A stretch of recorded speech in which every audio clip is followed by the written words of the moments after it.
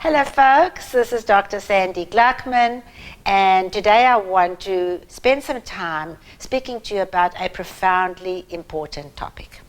And many parents are calling me and they're asking me, Dr. Sandy, how do I help my children manage their anxiety and their fear? How do I make them feel calm and safe? What do I say to them? It's a very important question. So I'd like to suggest that we begin by understanding where does the fear and the anxiety come from. And essentially, really, it comes from the fact that our children and us as adults are very often thinking about the worst case scenarios. And truthfully, of course, with the virus situation that we have right now, the worst case scenarios are horrible thoughts. When we have those kinds of thoughts, what happens is that the stress chemistry, the stress hormones, start to be secreted. And we get more and more stress hormones being secreted, which then causes the body and the brain to become inflamed. The inflammation sets off an imbalance in the brain, in the neurotransmitters, and we call the feeling that it creates fear and anxiety.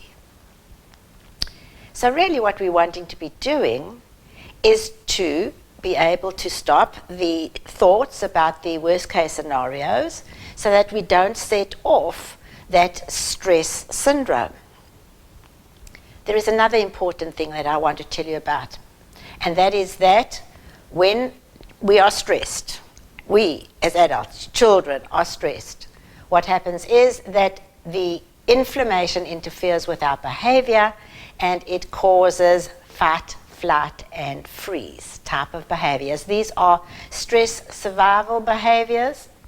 And so some children are fighters when they're stressed. They become defiant and impossible and difficult and frustrate everybody.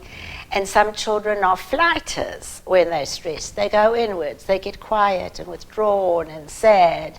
And sometimes even to the point where they go into freeze because they are frozen with anxiety and fear.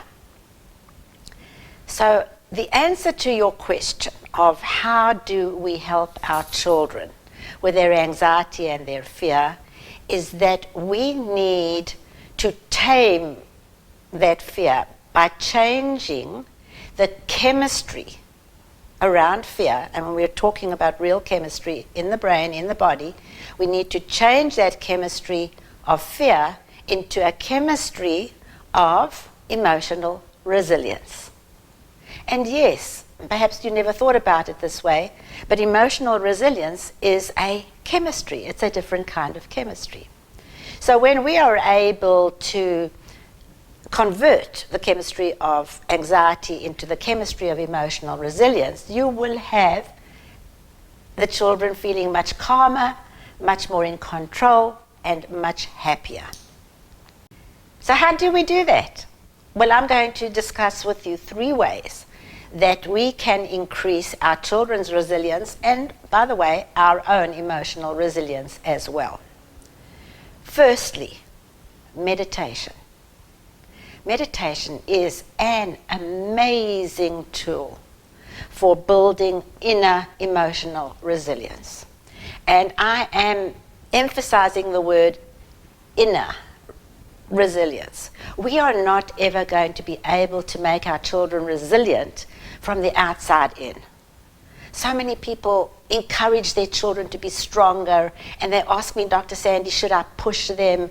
Should I force them to do things they want to do so that they could become more, they don't want to do, so that they could become more resilient? And I say, no. Resilience is something that happens from the inside out, and nothing builds emotional resilience better than meditation. Meditation. For those of you who, like myself, practice meditation, you know how wonderful it is. You know how it connects you with that incredibly calm place in the center of your being, which then gives you resilience for life. So I may be speaking to some of you who are seasoned meditators. well done. And for those of you who are not, this is a fantastic time to introduce this into your life and into your children's lives. I would recommend that you get onto the internet, Google meditation for kids, and of course you could put the children's ages in there, and you'll find some phenomenal, wonderful, free meditations that you can use at home. So that's the first and very, very important tool. The second tool for building resilience is yoga. So I would love for you to take this opportunity also to introduce yoga into yours and your children's lives. It's the same thing. Google and you will find excellent free yoga classes for different ages and different degrees of expertise with yoga. The third tool is a really fascinating one, because remember, we're talking about changing chemistry. And this tool is using gratitude. Gratitude, the research around gratitude is astonishing. There are universities studying the chemical effects, the neurochemistry of gratitude. And what we've discovered is that when we really feel grateful for what's going on in our present moment, there is a huge change, a positive change inside of our brain and our body.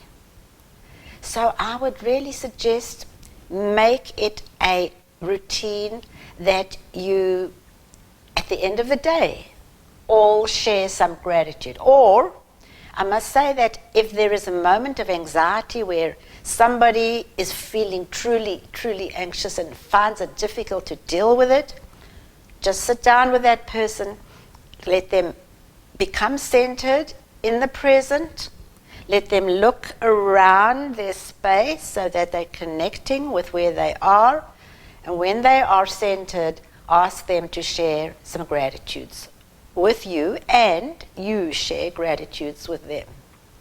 It changes so much in such a positive way. So you have 3 very important tools. Easy to use, does not take up a huge amount of time, but truly transformative. I would like to close by saying that I think that in some kind of weird and unfortunate way, the universe has given us the time and the opportunity to help ourselves and our children go inwards and connect with the power that exists inside every single one of us. We are all capable of being emotionally resilient. It's just that we don't often use the tools that take us there and help us to build that inner resilience. I think it's fair to say that before the virus, there is a huge tendency to focus on the doing of the children. What are you doing? How are you doing it? Are you doing well academically, athletically, every kind of way?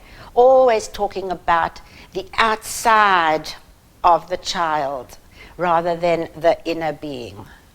And mums, dads, here's the most incredible opportunity for you to use some of the time that you have available now to go inwards and help the children deal with their anxiety by replacing it with emotional resilience. Well, I hope you're going to have fun with those tools. I do know that so many of my clients tell me, Dr. Sandy, I know I should be using meditation, and I've heard so much about how good yoga is for the body and the mind, but I just don't have time to fit it into my day. Well, now you have the time. And I think that it is a huge gift that you would be giving to your children, a huge gift, because they will then go back into the new normal with some tools of how to deal with the challenges of life. Take care, be well, be safe, and remember that you are so enough.